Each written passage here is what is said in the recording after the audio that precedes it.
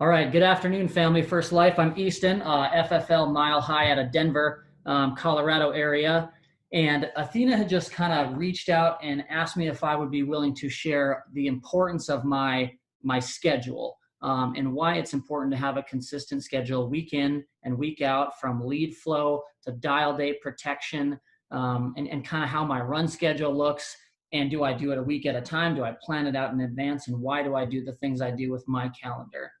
So I'll kind of just start at the top. To start with the basics, my daily routine, I try to get up and moving sometime between 4 and 4:30 every morning. I think that's a great time to start your day. Throw some coffee on, take your pre-workout, head to the gym, whatever that looks like for you. Obviously, we're in a bit of a unique time with the workout schedules. But I think it's important to get a jump start on the day. And that's something I picked up from Sean Mike right out of the gate. I'm very fortunate where my entire family's always gotten up early. So it wasn't a massive adjustment for me. And Sean just kind of honed in on why it was so important in what we do in our business. Because if you're starting your day at 7 and I'm starting my day at 4 o'clock, there's no scenario where you're going to get better faster than I am. And that was my goal day one, is to figure out how quickly that I could be efficient at what we're doing and go out and serve as many families as I possibly could get in front of. So again, it goes back to the beginning. I love to have an early jump start on my day. Uh, let's talk about dial day to start. So my dial day consists of, I am at the office no later than 7. I've gotten all my leads organized. So I usually have 40 to 50 brand new leads, which I had placed an order for that last Thursday, right? So order my leads on Thursday. They come in by Monday. And I do the same thing where I either order my leads Sunday afternoon or Monday morning for my Thursday dial day. But I am very consistent, and I do not order my leads past Monday morning for the upcoming dial day.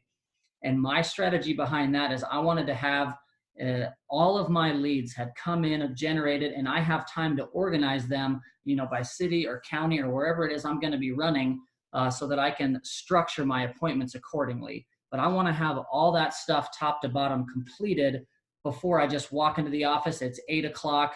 Other people are already starting to dial, and I feel like I'm getting behind. And as a brand new agent, that's going to create a lot of anxiety for you. So if you can get to the office early, I don't know if anyone has ever beaten Schmidt or Sean Mike to the office. But from what I understand, Schmidt is there very early. He's got everything structured and set up. And when I was tailoring my schedule, I was looking at the top guys in the company and what their schedule looked like. And I reached out for a ton of help so that I could perfect my own schedule and plan out, not just what does tomorrow look like, but what does my next 60 to 90 days look like. And that is something that took some time for me to learn how to do and plan out my, my run days, my dial days, my travel trips, my training schedule. All of it had to be extremely detailed and regimented. And I had help top to bottom putting that through. And I was not shy about reaching out to people like, Zach T, Wetmore, Mark Mead. I talked to Andrew Taylor, as many people as I could think of that would help me outside of Josh and Athena, who helped me get started initially. I was trying to get advice from everybody that was doing this at a high level. So if you don't have a base schedule whatsoever, I would encourage you to reach out to a manager or someone who's done this a long time who could help you structure a correct schedule. And so that's kind of how I started. So I like to have 60 days planned out in advance. And I do that because with conferences and travel trips and certain days dedicated that I'm going to spend with my future wife, I want to have all that stuff written into my calendar. So if she's got something important that's coming up, or we have a conference that I need to plan into my schedule, I am 60 days ahead of the curve. I don't think it hurts to do a 90-day, but every 60 days I sit down and go through my schedule and plan out my next 60 days. And I'm obviously willing to make adjustments as needed, but at least you have a base plan for run days, dial days, conference days, BDMs. All that stuff is going to be already in your calendar. So that's going to help you tremendously because, again, no one's waking you up every morning forcing you to get your butt out of bed and to work. So you are independent contractor, you are running your own small business, and you have to be willing to be the one that sets your schedule and sticks to it. And if you're struggling or need help, again, reach out to get help from someone who's done a great job at this, because that's what I did, and that's what helped me make adjustments to my schedule. So I know I touched on the lead flow stuff again, the whole mindset of my lead flow so that I could accurately run my schedule. So let me back up one second. My schedule was I wanted to run between 38 and 44 appointments every single week, week in and week out when I was brand new. And certainly I try to stick pretty close to that window now. I do have weeks where I drop down into the 35 appointment range, but if this is your full-time job, and you don't have a mass amount of commitments outside of that, or if you do, be willing to talk to your significant other, whoever is in your household with you, about, hey, this is what my next 90 days is going to look like. I'm sorry. And I think, and I know a lot of this is tailored to brand new agents, but if you've been doing this a little while and you're struggling, it may not hurt to sit down with your significant other and your family and say, hey, I need to reboot and revamp what I'm doing because I'm not where I need to be, and take responsibility for that and let them know, hey, I'm going to restart this and I need you to give me 90 days where I can start making these schedule adjustments, upping my lead flow so that I can attack this and get where I want to be much faster instead of dragging the process out over a long period of time. So that is a conversation that I had when I came on, with my now fiance, is we sat down and I just said, hey, the next 90 days, I'm going to work 7 days a week for 90 consecutive days. I'm not going to take a day off. I need to learn how to do this. I need to get on the training calls. I need to be listening to trainings morning and night. And we put a schedule together, what me and her did, so that she knew what it was going to look like for the next 3 months. And I also think that is very, very important. So if you haven't had that conversation, or you're trying to make adjustments, but you're worried about upsetting a significant other, whether that's husband, wife, or whatever that looks like for you, sit down and have a chat with them and just say, hey, I had a conversation with my manager, and if we want to take this and our family to where I would like us to be, this is the changes I have to make. And then get a calendar and then write out your next 60 days or 90 days. And then you can still set specific nights apart, like, hey, Sunday nights are date night, or Friday nights are date night. So I'm going to be out of the field by 7 o'clock. Whatever that looks like for you, that's stuff that I did, and I know Zach did as well with his fiance, to kind of plan out so that you guys are on the same page, because that's huge in what we do, having the support, which I know Wetmore and Steph were just talking about. How important it is to have a supportive spouse or significant other. Let me jump on this real quick. So my mindset of that schedule, again, lead flow is cash flow. So I want to have 80 to 100 brand new leads a week. And the thought process behind scheduling yourself like that is, if you have these 80 to 100 leads per week, it's going to be much easier for you to work a full-time schedule. So you're going to have your Monday dial day, Tuesday, Wednesday you run, Thursday you dial, Friday, Saturday you run. And when I was new, Sunday was my door knock day. So all the leads that I did not get a hold of, I would put in a Route For Me app on my phone. I know there's a couple of them. And I would just organize the leads, and it automatically plugs them into the most efficient way to door knock them. And Sunday is a great door knock day if you're trying to consolidate leads, because people are usually home and happy. So that's another thing that I would maybe recommend if you're new, or you have a massive lead overflow and you're kind of struggling getting a hold of people. And it will increase your cash flow and help you tremendously. So another thing that I don't think would hurt to do is have that Sunday door knock day. So 80 to 100 leads a week. I have 40 brand new leads in front of me. I separate them into 2 different stacks from the 2 different vendors that I use.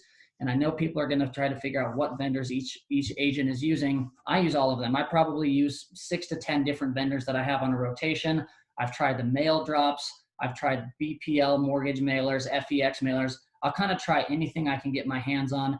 I run 95% Facebook final expense, so 80 to 100 brand new leads of those every single week allows me to get in front of enough people to account for the weird stuff that you run into in final expense, or the reschedules, or the no-shows, so that you still have a high volume of people to sit in front of that you can help, and help your family as well.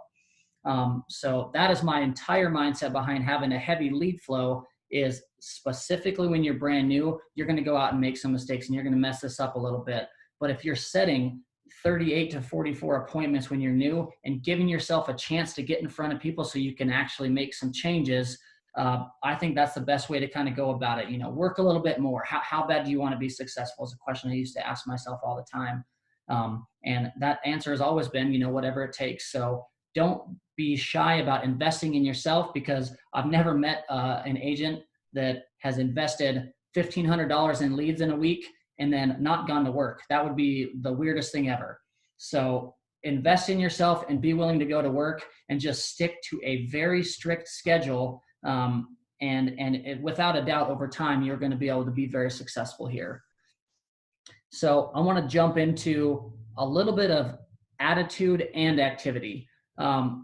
You can have 50 appointments in a week, and if before every single appointment you go in and you get so nervous that you talk yourself out of even being able to help the family before you walk in there, you're going to have a really hard time going in and executing and doing the job that you need to do, which is provide life insurance for that family. So I do brain training stuff, and I don't know if that's a weird way to say it, but I am constantly working on my mindset. I'm no different than anyone else. When you go out and have a really long day in the field and you're 1 for 10, that is very mentally draining on you.